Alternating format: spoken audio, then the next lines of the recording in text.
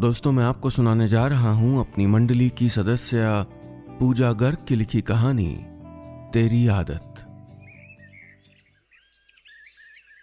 कोई और दिन होता तो मैं फरवरी की फैली इस मीठी धूप में सिरहाने से टिकी होती, बंद आंखों से उसकी गर्माहट को महसूस करती। लेकिन आज मैं स्कार्फ लपेटे, आंखों पे गॉगल्स चढ़ाए उस धूप को दूर किए थी। आज ये गुनगुनापन मेरे दिल में फैली ठंडक को धकेल नहीं रहा था। दोपहर खत्म होने को थी और मैं एक घर के दरवाजे पर दस्तक दे रही थी। जब तक सुबह का बिखरा मन समेटा, 2-4 कपड़े बैग में डालकर घर से निकली, देर हो चुकी थी। ये स्वाति का घर था। स्वाति मेरी बचपन की दोस्त। आजकल यहाँ कोई नहीं था। अंकल आंटी हॉलिडे पे गए थे और स्वाति अपने जॉब के टूर पर। घर से निकलने से पहले मैंने स्वाति को फ़ोन किया था। मुझे कुछ दिन तेरे घर रहना है, मैंने कहा। हाँ चली जा, घर पे सरलाबाई होगी। नहीं है इसलिए बता देना, स्वाति ने कहा। फिर कुछ सेकंड रुकी, जैसे कुछ पूछना चाहती हो, लेकिन फिर अच्छा मैं बाद में बात करती हूँ कहकर उसने फ़ोन रख दिया। मैं बंद हुए फ़ोन की तरफ देखती रही। इस फ़ोन की तरह ही अपनी तरफ आते बहुत से दरवाजे और बहुत से दिल बंद कर चुकी थी मैं, घर वालों के, दोस्तों के। स्वाति की तरह ही पापा मम्मी को समझ नहीं आता था कि क्या कहें, क्या समझाएं मुझे। इसलिए आज मैं घर नहीं गई थी। स्वाति या अंकल आंटी घर पे होते तो मैं यहाँ भी नहीं आती। मैं सोच में पड़ी थी कि घर का दरवाज़ा खुला। आप अनु दीदी हैं क्या? ये सरला थी। स्वाति दीदी बोली थी मुझे कि आप आएंगी। हाँ मैं अनु, मैंने कहा। आपका सामान ले चलूं? कहते हुए उसने चारों तरफ देखा। नहीं, और कोई सामान नहीं है मेरा, बस ये बैकपैक, मैंने कहा। दे दो, मैं ले चलेगी, कहकर उसने मेरे कंधे पर चढ़े बैकपैक की तरफ हाथ बढ़ाया। मैं बैकपैक उतारने लगी तो मेरा स्कार्फ चेहरे पर से उतर गया। सरला हैरान होकर 2 कदम पीछे सिमट गई। मुझे पता था क्या नज़र आ रहा होगा उसको। मेरे माथे पर चोट, मेरा सूजा हुआ गाल, मेरी उभरी हुई आँख, मेरी ठोड़ी पर खरोंच। मुझे पता था क्योंकि बहुत दर्द हो रहा था इन सब जगह। हाँ, शरीर को बहुत दर्द हो रहा था, लेकिन मेरा मन एकदम सुन्न था। अरे पकड़ो ना मेरा बैग, मैंने कहा तो जैसे वो जागी। हाँ दीदी। घर में गेस्ट रूम में पहुंचकर मैं निढाल हो गई। फ़ोन बजा तो मैंने उठाकर देखा। फिर से रोहित। 23 missed calls. मैंने उसका नंबर ब्लॉक कर दिया। बाहर दिन ख़त्म होने की कगार पर था, लेकिन मेरा दर्द बढ़ता जा रहा था। मैंने बैकपैक खोला, 2 पेन किलर गटकी और दर्द कम होने के इंतज़ार में लेट गई। हर बार यही तो करती हूँ, लेकिन भूल जाती हूँ कि ये सिर्फ शरीर की चोट का इलाज है, मन के घाव का नहीं। मैंने अपने चेहरे पर हाथ फिराया। सुबह से अभी भी मैं रोहित की उंगलियाँ महसूस कर सकती थी। वो उंगलियां जो कभी प्यार से और अक्सर हिकारत से मेरी शक्ल पर अपने निशान छोड़ जाती थीं। जो मन कुछ देर पहले सुन्न हो चुका था, अब दुखने लगा था। कोई भी सुन्न हुआ दर्द जब लौटता है तो और भी तीखा होकर। बहुत देर तक ठंडी चादर को मेरे गर्म आंसू भिगोते रहे। कुछ यादों की फितरत भी शाम की ही तरह होती है। लौटती हैं तो उजाले मध्यम हो जाते हैं। बाहर शाम गहराती रही और मैं अंदर का जहान खंगालती रही। 3 साल हो गए हैं रोहित से मेरी शादी को। इन 3 सालों में मुझे कभी समझ नहीं आया कि क्या मैं रोहित को बहुत अच्छे से जानती हूं या बिल्कुल नहीं। कहते हैं हर प्यार का अलग रंग होता है, लेकिन रोहित के प्यार का क्या रंग है ये मुझे कभी समझ नहीं आया। वो बड़ी खुशमिजाज सुबह थी जब हम पहली बार कॉलेज में मिले थे। मैं कुछ फ्रेंड्स के साथ लॉबी में खड़ी अगली क्लास शुरू होने का इंतज़ार कर रही थी। MBA का फाइनल ईयर था और एक नए लड़के ने एडमिशन लिया था। Excuse me, can you help me find the library? उस लड़के ने मेरे बाकी ग्रुप को इग्नोर करके सीधे मुझसे कहा। मैंने हैरान होकर पूछा। जी आप ही। वो मुस्कुराया। ये रोहित था जिसने मुझको देखते ही तय कर लिया था कि मैं उसको पसंद हूँ और लाइब्रेरी पहुँचते पहुँचते मुझको बता भी दिया था। What? मैंने सुनते ही कहा। हाँ, I've fallen in love with you. Love at first sight. उसने गंभीरता से कहा तो मैं What an actor, you flirt, कह के गुस्से में भुनभुनाती हुई चली गई। लेकिन उस पूरे साल मैंने रोहित की नज़रों को खुद पर महसूस किया, उसकी आवाज़ अपने आसपास सुनी और उसके कदम अपने पीछे आते सुने। तेरा बिछाना मैं जोड़ूंगा सोनिए, रोहित ने पूरी मस्ती में एनुअल फेस्टिवल में गाया तो मैं हंस पड़ी। मुझे पता ही नहीं चला कि कब मुझको रोहित अच्छा लगने लगा था। उसका बिंदास बेपरवाह अंदाज और साथ ही इस इंटेंसिटी से मुझको चाहना। लेकिन कभी कभी उस इंटेंसिटी से घबरा भी जाती थी मैं, जैसे उस शाम जब रोहित कॉलेज की छत पर बैठा था। कैंपस प्लेसमेंट हो चुके थे और हम सब अपने जॉब ज्वाइन करने वाले थे। रोहित क्या कर रहे हो यहाँ, चलो नीचे, मैंने कहा।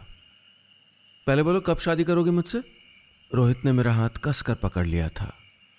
अब तक रोहित ने कभी शादी की बात की नहीं थी। घर में बात करूंगी ना, मम्मी पापा का मूड देखकर, मैंने कहा। नहीं, आज, रोहित ने मेरी आंखों में झांकते हुए कहा। शाम का सूरज उसकी आंखों में दहक रहा था। लेकिन रोहित, मैं कहने लगी तो उसने मेरे होठों पर अपनी उंगली रख दी और फिर बोला, प्लीज आज। मैं परेशान हो गई। ये क्या जिद पकड़ी है रोहित ने, आज ही कैसे बात करूंगी। घर पहुंचते पहुंचते सोच लिया कि मैं कल समझा दूंगी रोहित को। ऐसे अचानक बात बिगड़ जाएगी तो। मैं सोच ही रही थी कि मेरा फोन बजने लगा। रोहित का था। बात हुई, उसने पूछा। अरे अभी तो पहुंची हूं घर, और ऐसे कैसे अचानक बात कर लूं, मैंने कहा। डू यू लव मी, अगर हां तो जरूर कर लोगी, रोहित ने अल्टीमेटम दे दिया। थोड़ी देर बाद फिर फोन आया। बात हुई। पूरी रात रोहित का फोन आता रहा। दोस्तों, उम्मीद है आपको कहानी पसंद आ रही होगी। और हाँ, अगर अपनी बात मुझ तक पहुंचाना चाहते हैं तो फेसबुक या इंस्टाग्राम पर हमारे ऑफिशियल पेज पर आइए, यूट्यूब पर हमारे ऑफिशियल चैनल पर आइए। तीनों जगह आप टाइप करिएगा नीलेश मिश्रा, NEELESHMISRA। साथ में वेरिफिकेशन का ब्लू टिक भी मिलेगा, जिससे आप जान पाएंगे कि यही असली पेज या चैनल है। और हाँ, अगर आप ट्विटर पर हैं तो मेरा हैंडल है नीलेश मिश्रा। उस पर भी आपको वेरिफिकेशन का ब्लू टिक मिलेगा, ताकि आप सही पते पर आएं। चलिए आगे बढ़ाता हूं कहानी। कहते हैं शनिवार को बारिश हो तो पूरा हफ्ता बारिश होती है, लेकिन शनिवार को मेरी विदाई वाले दिन ही बारिश इतनी लंबी चलेगी, मालूम नहीं था मुझको। बारिश के पहले कई दिन तूफान से घिरे थे और ऐसे ही एक दिन मेरी शादी हो गई। शादी की अगली सुबह मैंने आंख खोली तो रोहित लेटा हुआ मुझे ही देख रहा था। उसकी आंखें जैसे समेट रही थी मुझको। रोहित, मैंने हल्के से बुलाया। श्श, तोड़ो नहीं इस मोमेंट को, रोहित ने फुसफुसा कर कहा तो मैं चिपक गई उससे। लग रहा था जैसे उसके प्यार में सराबोर हो रही हूं। अचानक रोहित का फोन बज उठा। वो उसे उठाने के लिए झुका तो मैंने झट से उसके हाथ से फोन खींच लिया। उसी की लाइन दोहराते हुए मैंने कहा, श्श, तोड़ो नहीं इस मोमेंट को। रोहित ने फोन लेना चाहा तो मैंने हंसकर फोन तकिए में छुपा दिया। मेरा फोन मुझे अभी चाहिए, अभी। रोहित की आवाज अचानक सख्त हो गई। मैं हैरान हो गई। अरे मैं तो मजाक कर रही थी, मैंने कहा। मैं मनाती रही लेकिन रोहित की सख्ती गई नहीं। गलती तुम्हारी है, उसने कहा तो मैं चौंकी। गलती? ये जरा सा मजाक? देखो मत करो ना ये सब जो मुझको अच्छा नहीं लगता। मैं नहीं चाहता हमारे प्यार के बीच ऐसी कोई भी बात है, रोहित ने कहा। ये बोझ जाने कैसा था जो रोहित ने मेरे कंधों पर डाल दिया था। गलती न होते हुए भी गलत होने का बोझ, कुछ न करके भी उसके और मेरे प्यार के बीच दूरी बढ़ाने का बोझ। आने वाला हर दिन मेरी ऐसी ही न जाने कितनी गलतियों का हिसाब रखता रहा और मैं उसके बोझ तले दबती गई। कोशिश करती गई कि ऐसा कुछ भी न कर बैठूं कि प्यार की बारिश पास आते आते बिन बरसे चली जाए। लेकिन उस दिन मैं फिर गलती कर बैठी। रोहित, मैं सोची हूं कि मैं ऑफिस रिज्यूम कर लेती हूँ, मैंने कहा। तुमने तो 2 महीने की लीव ली थी ना, रोहित ने पूछा। हाँ, लेकिन मैं सोची हूँ कि तुम भी ऑफिस में बिजी रहते हो तो मैं भी ज्वाइन कर लेती हूँ। कहते हुए मैंने भरी नज़रों से रोहित को देखा तो वो मेरे पास आ गया। मेरे बालों को अपने हाथों से थाम लिया। मन भर गया तुम्हारा मुझसे, उसने मेरी आंखों में अपनी आंखें धंसा दी। पागल हो गए हो तुम, मैं हंसी। तो मत ज्वाइन करो ना अभी, रोहित भी मुस्कुराया। लेकिन रोहित सुनो ना, मैंने आगे कहा तो रोहित की बाहें मुझ पर जकड़ गईं। छोड़ो ना मुझको, मुझे हर्ट हो रहा है। मैंने कहा, लेकिन रोहित ने नहीं सुना। मैंने खुद को छुड़ाना चाहा तो रोहित ने अचानक धक्का दे दिया मुझको। दूर जाना है तुम्हें, जाओ। मैं सन्न रह गई। ऐसा कुछ नहीं है रोहित, मैंने उसके धक्के से उबरते हुए कहा तो अचानक रोहित का हाथ मेरे चेहरे पर उठ गया। उसकी घड़ी मेरे गाल में चुभ गई। मेरा रोम रोम कांप गया।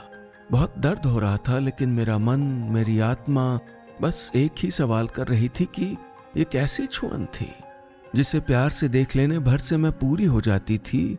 उसने मुझे आज ये कैसे छू लिया कि मैं अधूरी हो गई। प्यार के सैकड़ों नामों में से एक नाम आदत भी है। कभी कभी दर्द भी आदत बन जाता है।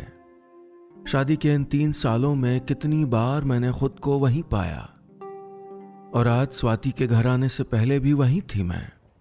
बहाने बदल गए, रोहित की नज़र में की गई मेरी गलतियां बदल गईं, लेकिन नहीं बदला तो हर बार का ये दर्द और उसके पीछे आता ये अधूरेपन का एहसास जो अब मेरी आत्मा में समा गया था। बाहर रात फैल चुकी थी और पेन किलर का असर था कि मैं नींद में समाने लगी थी कि अचानक फोन की घंटी से मैं चौंकी। रोहित का नंबर तो मैंने ब्लॉक कर दिया था, तो अब कौन? स्वाति का फोन था। हेलो, मैंने कहा।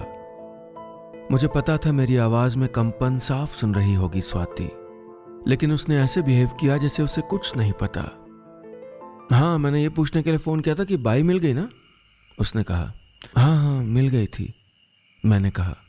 ओके, मैंने मम्मी को बोल दिया कि तू आई है। पापा मम्मी आ जाएंगे कल परसों, लेकिन तू आराम से रह लेना। हाँ, वो बोली। आंटी को बोल दिया तूने? उन्हें बता दिया तूने मेरी सिचुएशन? मैंने कुछ रुकते हुए पूछा। हाँ, बता दी, स्वाति बोली। जिस बात का डर था मुझे वही हुआ। स्वाति का दबा हुआ गुस्सा बाहर रिस रहा था। हाँ, बता दिया कि तू उस नालायक रोहित से फिर चोट खा के आई है, और कुछ दिन रहने के बाद जब चोट भर जाएगी तो दोबारा उसके पास चली जाएगी। स्वाति का गुस्सा लपटों की तरह फोन से बाहर निकल रहा था।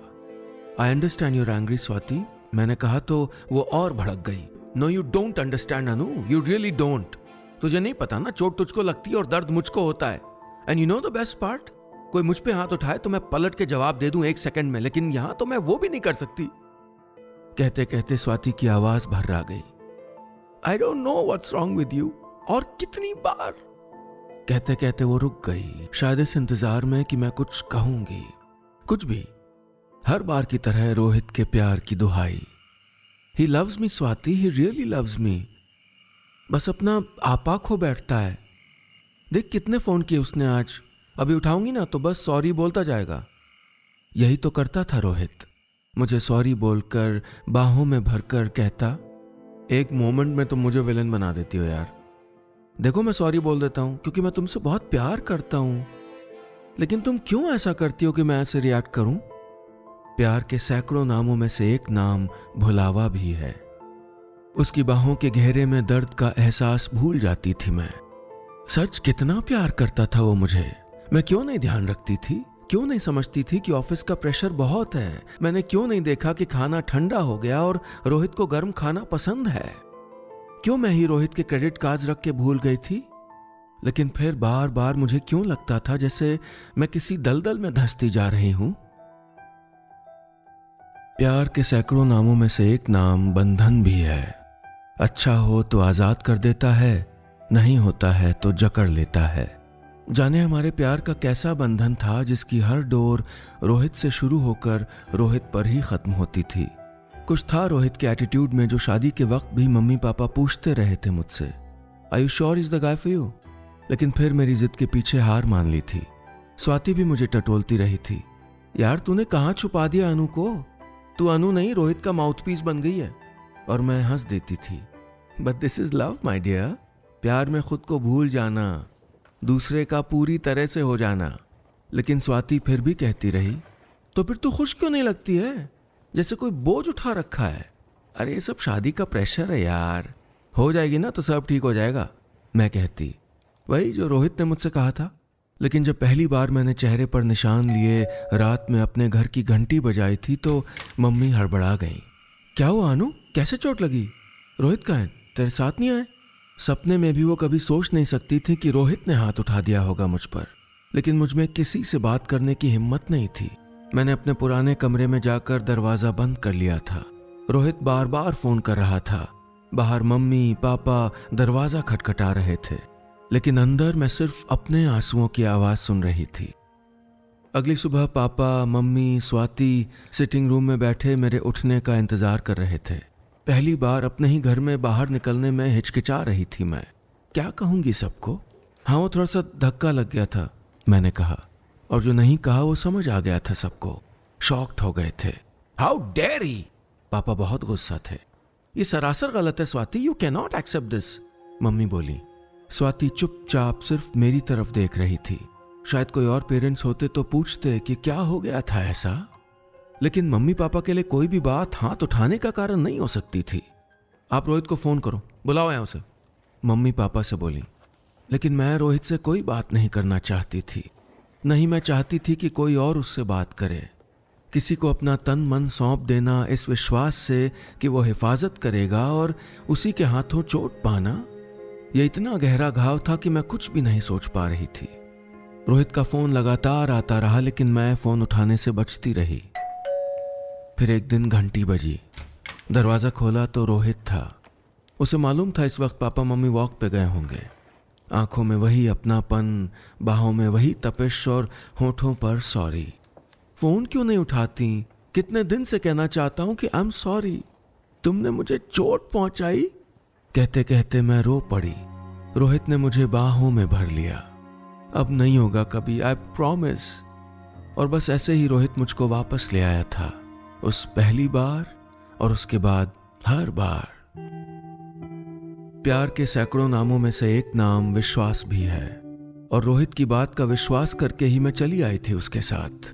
बहुत वक्त लगा था मुझे वो घाव भुलाने में, लेकिन जैसे ही मैं भूली, रोहित से दोबारा चोट खाई, फिर तिबारा, और फिर जैसे ये भी महीने का राशन था जो दाल रोटी जैसे ही खाना था मुझको।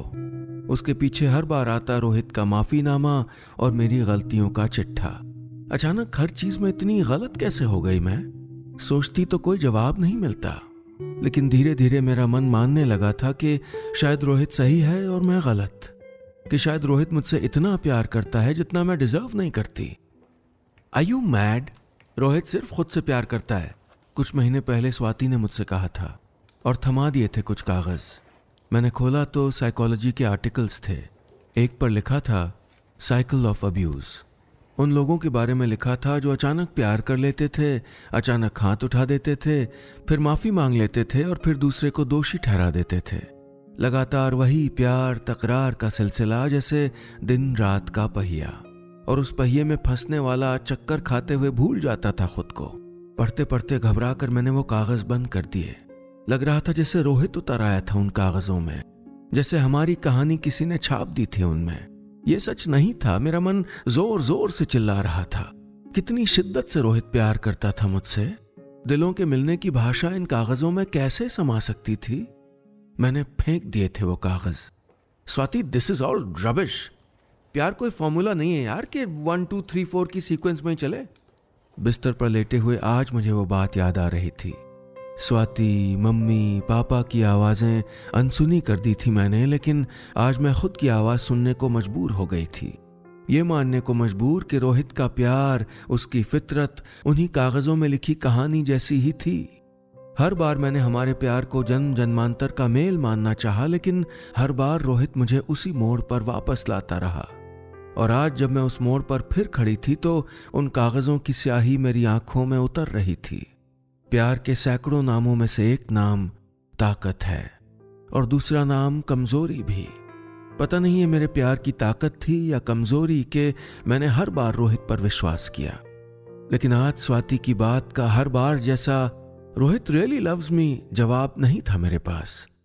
आज मैं अकेले बैठकर खुद से बात करना चाहती थी, उस दिल से जो प्यार पाने की चाह में कहीं खो गया था, उस दिमाग से जो रोहित की बताई गलतियां सुन सुन कर ये भूल गया था कि वो सही है, उस शरीर से जो भूल गया था कि दर्द किए बिना भी अंगड़ाई लेता था कभी, उस अधूरेपन से जो चारों तरफ फैली खामोशी की तरह मेरे अंदर बस गया था।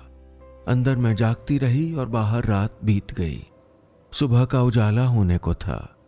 मैं उठी और बैग से स्वाति के दिए कागज निकाले। उन पर एक काउंसलिंग सेंटर का नंबर लिखा था।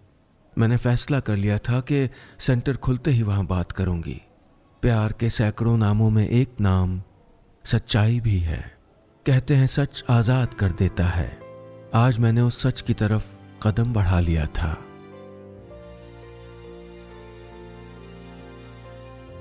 बस इतनी सी थी ये कहानी। और हमारे इस YouTube चैनल को सब्सक्राइब जरूर करिएगा।